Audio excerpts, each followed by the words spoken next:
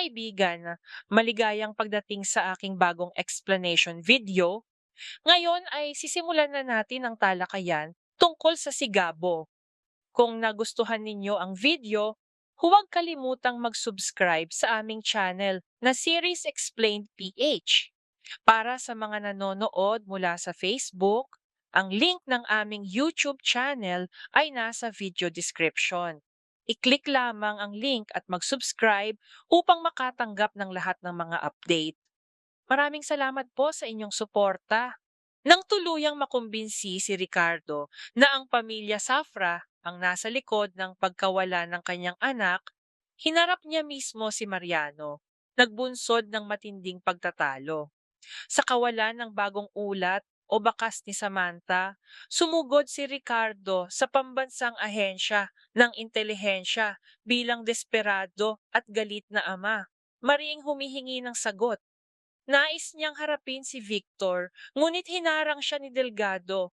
Nagbabala na ang ganoong hakbang ay labag sa batas at patakaran ng institusyon. Maaaring makapinsala sa kaso at magbigay ng kalamangan sa mga safra sa korte. Pinayuhan ni Delgado si Ricardo na huwag lumapit kay Victor. Humiling si Ricardo na ilipat si Victor sa isang maximum security na lihim na lokasyon, isang lugar na imposibleng makatakas. Alam niya ang katusuhan ng mga safra at tiyak na may plano silang palayain si Victor. Ngunit ang tawag ni Hukom Ricardo na nagkumpirma ng paglilipat ay narinig ni Pia. Napalihim na ipinasa ang impormasyon kay Mariano. Ibinunyag ni Pia na dadalhin si Victor sa isang liblib na kuta kung saan imposibleng sagipin. Nakita ni na Mariano at ng kanyang asawa ang pagkakataong iyon bilang huling tsansa upang mailigtas si Victor. Kaya't agad silang nagpasya na kumilos bago pa siya madala. Inipon ni Mariano ang kanyang mga armadong tauhan at sandata. Naghahanda ng ambus sa konboy ng piitan. Samantala, pinanatili ni Samantha ang kanyang perpektong pagkukunwari ng pagkawala ng alaala. Alam na ang mga utos ni Paquito ay naglagay ng napakaraming armadong guwardya sa labas ng gintong lupa na nagiging nakamamatay para sa kanya kung lalabas. Ipinakita niyang siya'y bulag at amnesyako. Kunwari nakalimutan ng lahat. Nakisama si Gabo. Iginiit na siya'y kanyang asawa at tinawag siyang Gloria Magatibay. Lubos na namangha si Sam sa kapal ng mukha at husay ng kanyang kasinungalingan, ngunit pinili niyang makisabay sapagkat ang pagpilit sa katotohanan o pagtakas ay maglalagay lamang sa kanyang buhay sa panganib. Magkasama, sina Sam at Gabo ay nakipaglaro sa dobleng pagkukunwari.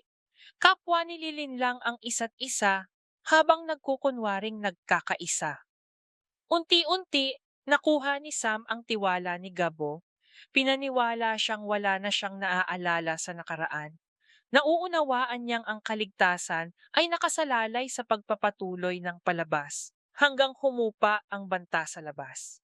Kasabay nito, palihim niyang tinipon ang mahahalagang impormasyon tungkol sa tunay na pagkakakilanlan at katauhan ng pamilya Magatibay. Determinado na tuklasin ang lihim na ugnayan ni Gabo sa mga safra.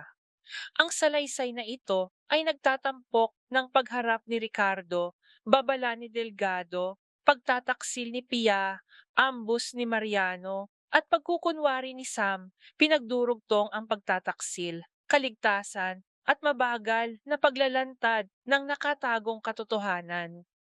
Maraming salamat sa panonood ng buong video.